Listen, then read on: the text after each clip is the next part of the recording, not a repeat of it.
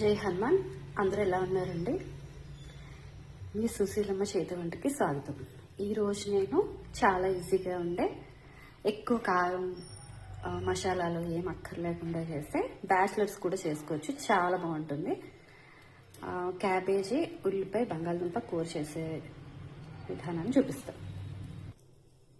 ఈ క్యాబేజీ ఉల్లిపాయ బంగాళదుంపకి కావాల్సిన పదార్థాలు ఏంటంటే సన్నగా తరిగిన క్యాబేజీ ముక్కలు, ఒక బంగాళదుంప, కావాల్సిన ఇంకొంచెం వేసుకోవచ్చు, సన్నగా తరిగిన ఉల్లిపాయ, కొంచెం కరివేపాకు, కొంచెం అల్లం, ఇంకా వెల్లుల్లిపాయలు ఏది వేయండి దీంట్లో, కొన్ని ఆవాలు, జీలకర్ర, కొంచెం పసుపు అండ్ కొంచెం కారం. ఎలాగో ఉప్పు మనం వేస్తాం కాబట్టి తగినంత ఉప్పు మనకు కావాల్సినట్టు వేసుకోవచ్చు. దీనికోసం నేను ఇత్తడి బురుముకు వాడుతున్నానండి. కొంచెం ఒక స్పూన్ నూనె వేయండి, ఎక్కువ నూనె కూడా అక్కర్లేదు వీటికి. ఈ కూర కోసం ముందర కొంచెం నూనె వేసాం కదా, ఒక స్పూను. జీలకర్ర, ఆవాలు కొంచెం టప్టప్లాడే వరకు ఉంచాలన్నమాట. మీకు కావాల్సిన శనగపప్పు, మినపప్పు కూడా వేసుకోవచ్చు, లేకపోతే స్కిప్ చేసేయండి. కొంచెం టప్టప్లాడతాయి అన్నమాట, అప్పటి వరకు ఉండండి. ఆవాలు, జీలకర్ర టప్టప్లాడుతుందండి. ఇప్పుడు దీంట్లో మనం ముందుగా తరిగి పెట్టుకున్నాం.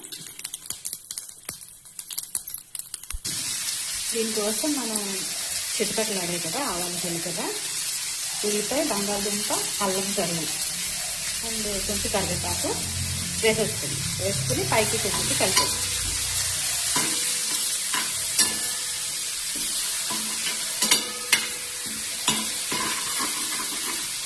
కొంచెం అడుగంటుకుంటా కలిపండి.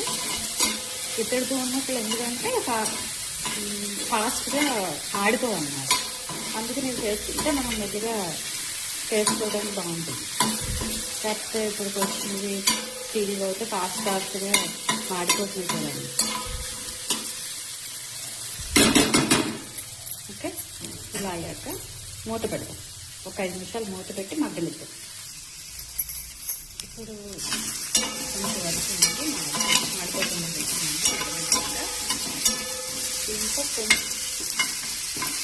దీంట్లో కొంచెం నీళ్ళు పోస్తే ఒక 5 నిమిషాలు ఉంచి సన్నగా తరుక్కుని క్యాబేజీ ముక్కలు ఉన్నాయి కదా, అవి దాంట్లో వేసి మూత పెట్టాలి. క్యాబేజీ ఇప్పుడు ఉడికిపోయిందండి, మొత్తం అంతా దగ్గర పడింది. ఇప్పుడు మనం కొంచెం వేయాలి. మనం ఎక్కువ తినాలంటే ఎక్కువ వేసుకోవచ్చు కారం. తర్వాత కొంచెం వేసుకుని బాగా పైకి కిందకి కలపండి. ఇంకా కావాలంటే కొంచెం నూనె వేసుకుందాం. ఫస్ట్ మొదట్లో వేసాం కదా మనం, ఇంకా అక్కర్లేదు నాకు తెలిసి, ఎందుకంటే నూనెలు కూడా ఎక్కువ వేసుకోకూడదు కదా. ఆల్మోస్ట్ చాలా మందికి చేతి పట్టిన నూనె వేసుకోవడం అలవాటు అన్నం తినేటప్పుడు, అందుకని మనం కొంచెం కూరలో తగ్గించి వేస్తేనే మంచిదన్నమాట. ఇందులో ఆయిల్ కూడా కరెక్ట్గా సరిపోయింది. దీన్ని బాగా ఇలా విడగా పెట్టి ఒక 5 నిమిషాలు మగ్గబెట్టాలి. ఇంకా బాగా దగ్గర పడుతుంది అనమాట. అప్పటి వరకు మగ్గబెట్టి ఉంచు, మూత పెట్టేసి మగ్గబెడతాం. ఇది బ్యాచిలర్స్ కూడా చాలా ఫాస్ట్గా చేసుకోవచ్చండి. ఒక్కసారి ముక్క మగ్గిందో లేదో చూసుకుందాం. ఇంకా మగ్గిపోతుంది, మనం చూసుకోక్కర్లేదు. క్యాబేజ్ ఎప్పుడు సన్నగా తరుక్కోండి, అప్పుడు దాని వాల్యూస్ కూడా అందులో ఉంటాయి. తర్వాత కూర కూడా చాలా టేస్టీగా ఉంటుంది. సరేనా? ఇప్పుడు చాలా టేస్టీగా ఉప్పు చూసుకోండి. మనం ఎక్కువ వేసుకుంటే కొంచెం ఎక్కువ వేసుకోండి, తక్కువ వేసుకుంటే కొంచెం తక్కువ వేసుకోండి. ఇది ఫైనల్ లుక్. చాలా టేస్టీగా ఉంది. వేడి వేడి అన్నంలో నువ్వుల నూనె కానీ వేరుశనగ నూనె కానీ వేసుకుని తినండి, చాలా బాగుంటుంది. నచ్చితే సబ్స్క్రైబ్ చేయండి. బాయ్.